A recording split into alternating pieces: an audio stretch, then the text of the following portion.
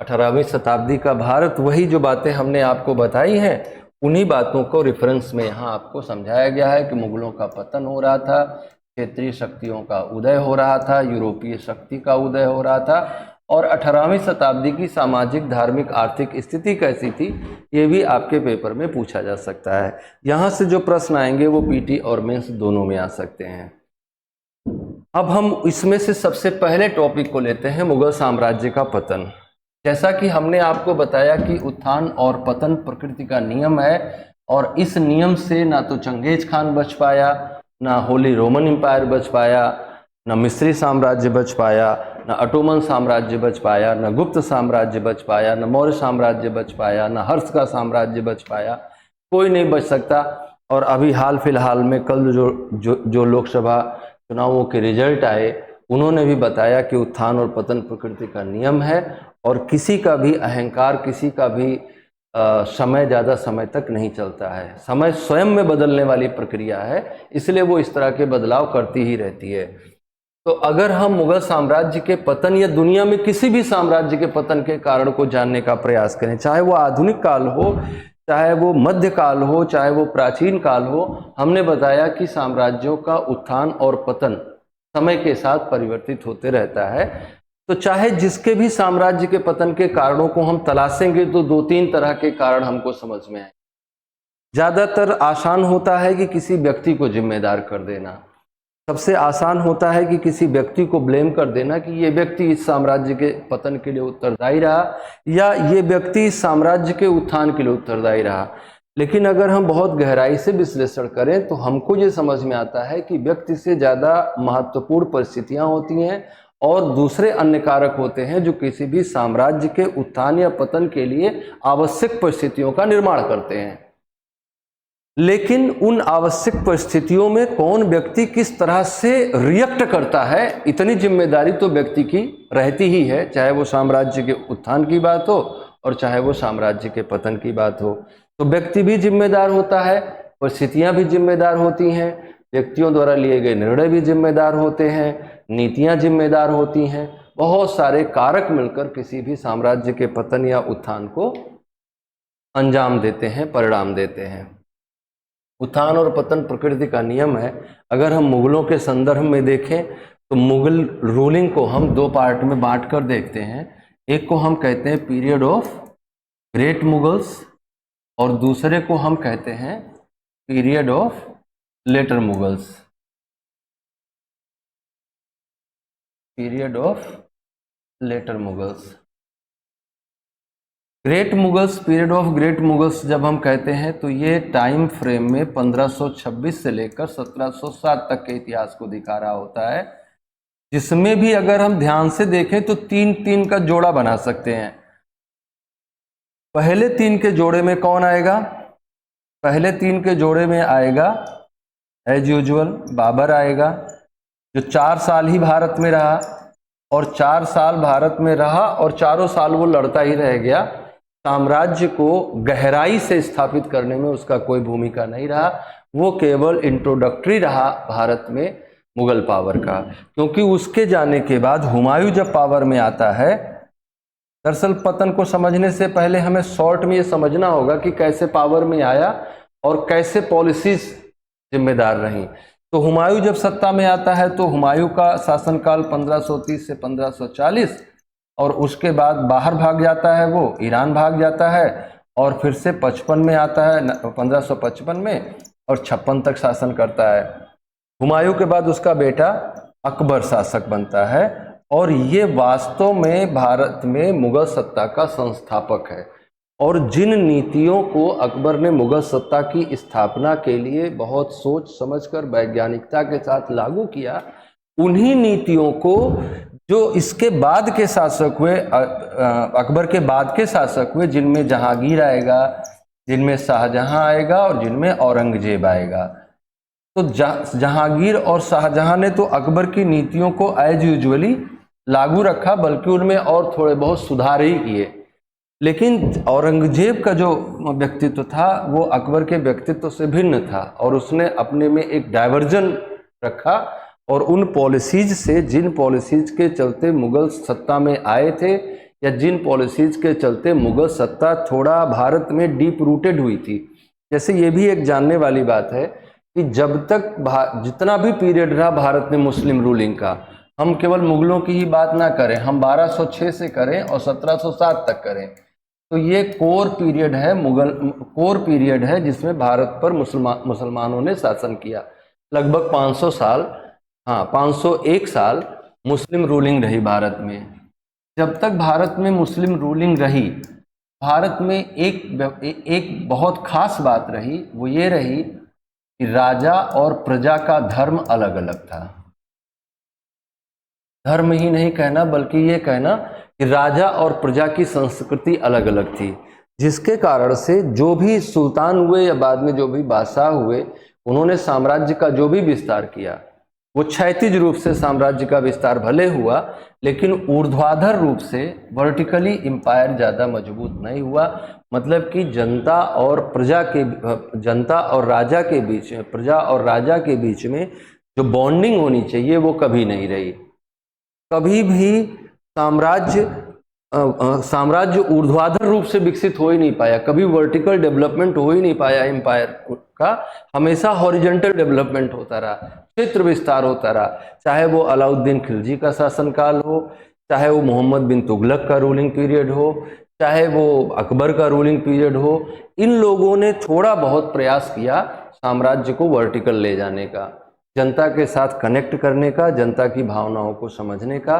लेकिन ओवरऑल अगर आपको रिजल्ट पे पहुंचना हो तो आप यही कहेंगे कि मुस्लिम शासनकाल में राजा और प्रजा के बीच में एक दूरी बनी रही, और उस दूरी के बने रहने का कारण, बहुत बड़ा कारण था, दोनों का अलग अलग संस्कृतियों का होना।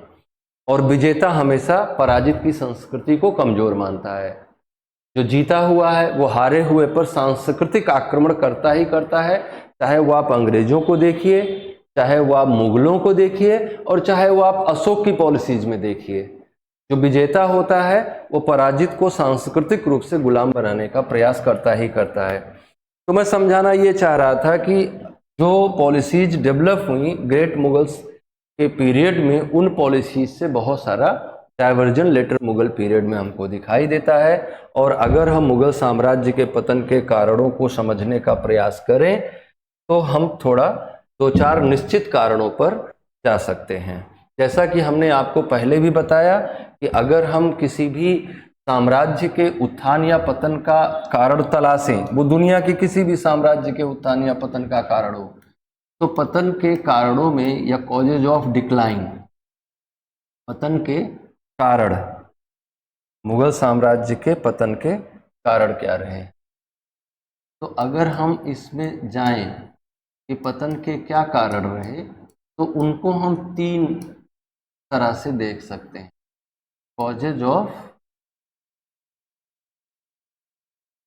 डिक्लाइन, जैसा कि हमने कहा कि ये सबसे आसान होता है कि हम किसी व्यक्ति पर आरोप लगा दें, लेकिन मैं आपको सलाह देता हूं कि यूपीएससी का अप्रोच ये नहीं रहता है। यूपीएससी व्यक्ति पर ध्यान नहीं देता है, और यूपीएससी के आंसर राइटिंग में या किसी स्टेट पीएससी के आंसर राइटिंग में आपको भी कभी भी ये दृष्टिकोण नहीं रखना चाहिए कि हम किसी व्यक्ति को उत्तरदायी ठहराएं। हमें हमेशा व्यक्ति परिस्थितियों से उत्पन्न होता है। अभी जब औरंगजेब की रिलीजियस पॉलिसीज को देखेंगे हम लोग, तो हम देखेंगे कि औरंगजेब के पास कोई ऑप्शन ही नहीं था। रिलीजियसली कट्टर होने के अलावा उसके पास कोई विकल्प नहीं था, क्योंकि इस्लाम खतरे में है का नारा देकर ही वो सत्ता में आया था। अगर उसको दारा सिकोह को सत्ता से हटाना था तो यही रास्ता था कि वो बाकी मुसलमानों को संगठित करता, क्योंकि दारा सिकोह में जो आदत थी या दारा सिकोह का जो व्यक्तित्व था वो हिंदुइज्म की ओर ज़्यादा इंक्लाइंड था। और औरंगजेब को ये बात प्लस पॉइंट लगी कि अगर हम कहेंगे कि दारा सिकोह के नेतृत्व में इस्लाम खतरे में है तो बाकी मुसलमान हमारे साथ संगठित हो जाएंगे, और बाकी मुसलमान साम्राज्य के अगर हमारे साथ संगठित हो जाएंगे तभी हम दारा सिकोह को पराजित कर सकते हैं, क्योंकि दारा सिकोह के साथ शाही सेना है, हमारे पास तो प्रांतीय सेना है। तो वैसी स्थिति में उसने इस्लाम खतरे में है का नारा दिया, और इस्लाम खतरे में है ये कहते हुए वो सत्ता में आया। तो वो कैसे बाद में मुकर सकता था कि नहीं हम इस्लामिक रूल्स को लागू नहीं करेंगे, हम शरीयत को लागू नहीं करेंगे, या हम इस्लाम को कट्टरता से लागू नहीं करेंगे। लेकिन अगर औरंगजेब की नीतियों को व्यावहारिकता से आप समझेंगे तो आप कभी नहीं देखेंगे कि वो राजनीति से ऊपर धर्म को रख रहा था, धर्म को ऊपर रख रहा था, लेकिन अपनी सत्ता को बचाए रखने के पूरा प्रयास करते हुए धर्म को ऊपर रख रहा था। तो वो बाध्यता थी उसकी। आगे हम चलेंगे, इन चीज़ों पर बात करेंगे। लेकिन अगर हमने कहा कि व्यक्तित्व को हम जिम्मेदार ठहराएं तो वो ठीक आदत नहीं है। मतलब कि मैं ऐसा नहीं कि मैं औरंगजेब को मुक्त कर रहा हूं मुगल साम्राज्य के पतन के कारण मानने से।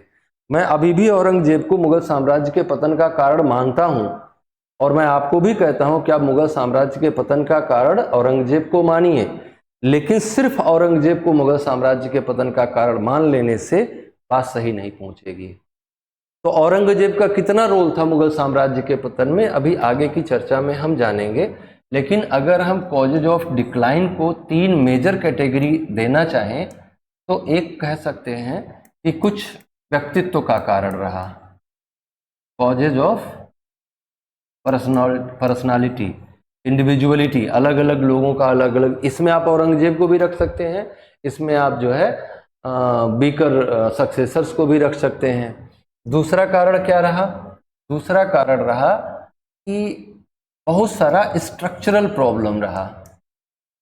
जैसे अभी हमने बताया ना कि कभी भी जनता के साथ जुड़ ही नहीं पाया ये साम्राज्य, और कोई भी साम्राज्य जो जनता के साथ नहीं जुड़ पाता है वो बहुत लंबे समय तक शासन कर पाए, ऐसा संभव नहीं होता है।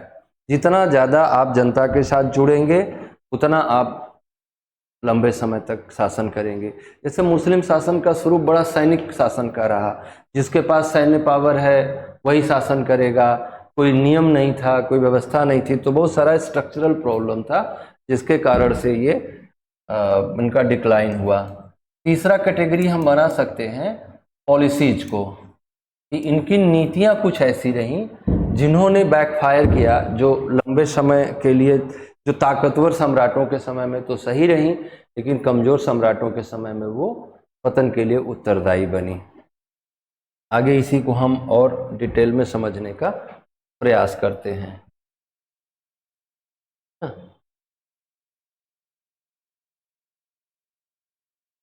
3 कारणों में वर्गीकृत किया जा सकता है। पहला हमने रखा संरचनात्मक कारण। संरचनात्मक कारण में अभी हम आगे और बात करेंगे। संरचनात्मक कारण में, संरचनात्मक कारण का मतलब है स्ट्रक्चरल कॉजेज। अंग्रेजी में इसको क्या कहेंगे? Structural causes. स्ट्रक्चरल का मतलब कि साम्राज्य की बनावट, उसका एडमिनिस्ट्रेशन, उसकी इकोनॉमी, उसका और दूसरे राज्यों के साथ जो संबंध, ये सब जो स्ट्रक्चर बनाया गया था एडमिनिस्ट्रेशन का, उसमें प्रॉब्लम रही, और उसमें बहुत सारी प्रॉब्लम्स रहीं। अभी हम लोग आगे उन पर और डिस्कशन करेंगे। व्यक्तिगत कारण का मतलब कि इंडिविजुअल कॉजेज रहे कुछ, उन्होंने बहुत सारा असर दिया साम्राज्य के पतन के लिए।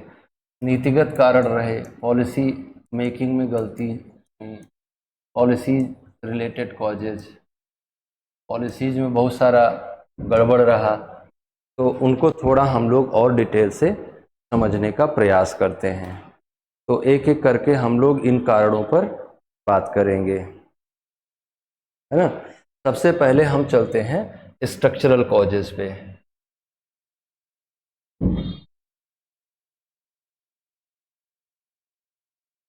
संरचनात्मक कारणों पे।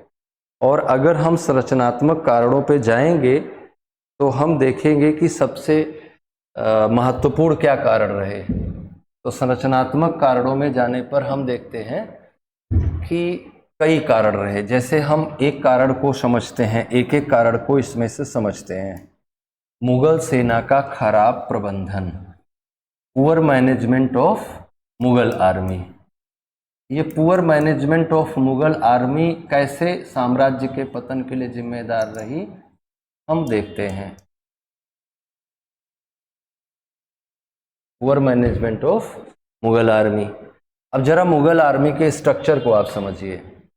तो मुगल आर्मी जो है वो डेसिमल सिस्टम पर बनाई गई थी, और इनमें से अधिकांश सेना जो थी वो जागीरदारों द्वारा, अधिकांश क्या सारी की सारी सेना जागीरदारों की सेना थी। जागीरदार जो होते थे वो, मैंने कहा कि थोड़ा और डिटेल में जाते हैं, इस बात को समझते हैं कि इंडिया में मुस्लिम रूलिंग क्या रहा, वो मिलिट्री रूलिंग रहा। अगर सही से देखें तो इनकी रूलिंग का नेचर क्या रहा, मिलिट्री रूलिंग रहा। मिलिट्री रूलिंग कहने का मतलब क्या होता है कि शासन के जितने भी यूनिट्स बनाई जाएंगी, जैसे एक सेंट्रल एडमिनिस्ट्रेशन होगा, एक प्रोविंशियल एडमिनिस्ट्रेशन होगा, एक लोकल एडमिनिस्ट्रेशन होगा, तो एडमिनिस्ट्रेशन के जितने भी लेवल होंगे उन सभी लेवल पर कैसे लोग काम कर रहे होंगे, सैन्य क्षमता से युक्त लोग काम कर रहे होंगे। सबके पास कुछ न कुछ, मतलब शासन में भागीदार होने का मतलब ही ये है कि आपके पास सैनिक क्षमता होनी चाहिए। तो कुछ इस तरह का रूलिंग मॉडल था जिसको हम लोग मिलिट्री रूलिंग कह सकते हैं। सैन्य क्षमतावान व्यक्ति ही शासक बन सकता था। जैसे आज के टाइम पे आप देखते हैं कि शासन के दो अंग हैं, सेना अलग शासन करती है और सिविलियन शासन, नागरिक शासन अलग होता है। मिलिट्री रूलिंग अलग होती है और सिविल रूलिंग अलग होती है। अगर सिविल रूलिंग में मिलिट्री को घुसा देते हैं तो स्थिति बहुत खराब हो जाती है। और जहाँ जहाँ आपने देखा कि सिविल रूलिंग में मिलिट्री का इंटरफेरेंस हुआ, चाहे वो नॉर्थ ईस्ट की मामला हो, चाहे वो जम्मू कश्मीर का मामला हो, आप कभी भी विवादों से मुक्त नहीं हो पाए, या सेना पर बहुत सारे आरोप लगे जिनसे वो कभी भी मुक्त नहीं हो पाई। तो बात यह है कि प्रशासन के दो भाग हैं, सैन्य प्रशासन और नागरिक प्रशासन।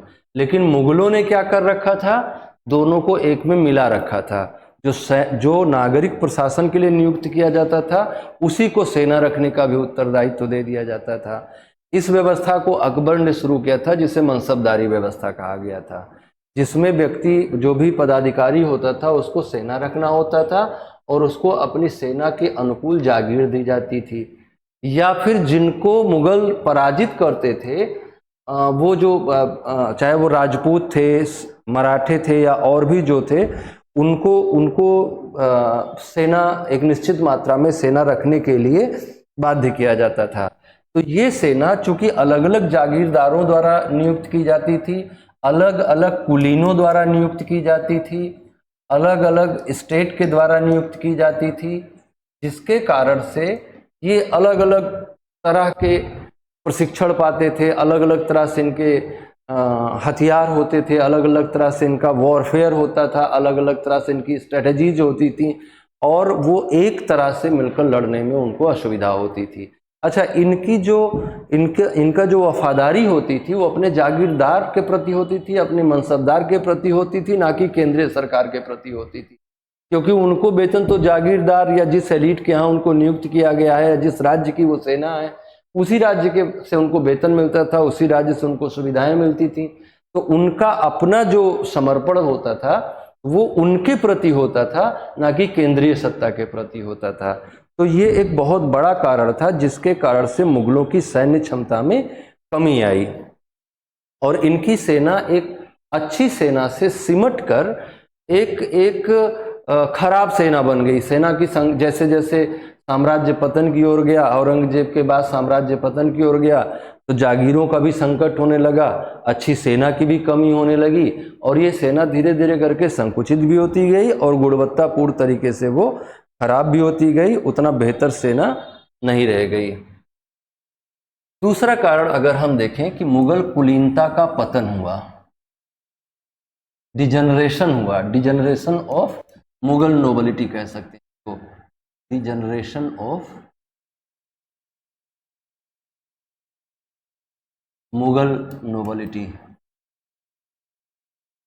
अभी सेना के संगठन को समझने में आपको ये समझ में आया कि जो कुछ भी पावर थी वो नोबिलिटीज के हाथ में थी, जो भी सैन्य क्षमता थी वो नोबिलिटीज के हाथ में थी, और वही साम्राज्य के अलग अलग हिस्सों में maintenance of law and order भी करते थे, के कारण से उनका बहुत इम्पोर्टेंट रोल था। लेकिन जैसे जैसे साम्राज्य पतन की ओर गया, ये व्यभिचार में डूब गए, ये आलस्य में डूब गए, ये गलत सलत कामों में डूब गए, ये षड्यंत्रों में डूब गए।